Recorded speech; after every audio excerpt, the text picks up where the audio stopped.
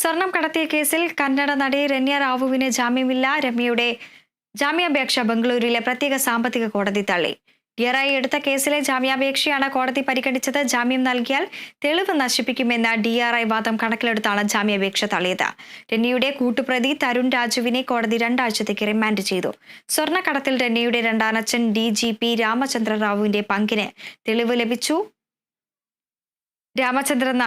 Ramachandra റാവുവിനെതിരെ protocol officer മൊഴി നൽകി. രാമചന്ദ്ര റാവുവിന്റെ നിർദ്ദേശപ്രകാരം രമ്യയ്ക്ക് പ്രോട്ടോകോൾ ആനുകൂല്യങ്ങൾ നൽകിയതായി ബസവരാജ് ഇബല്ലൂർ അന്വേഷണ സംഘത്തോട് സംബന്ധിച്ചു. ദുബൈയിൽ നിന്ന് വിമാനത്താവളത്തിലെത്തിയ രമ്യ ബസവരാജിനെ വിളിച്ചതായാണ് വിവരം. രമ്യ വിമാനത്താവളത്തിൽ ഇറങ്ങിയ ശേഷം ഗ്രീൻ ചാനൽ ക്രമീകരിക്കാൻ രാമചന്ദ്ര റാവു നിർദ്ദേശിച്ചെന്നാണ് പ്രോട്ടോകോൾ ഓഫീസറുടെ മൊഴി.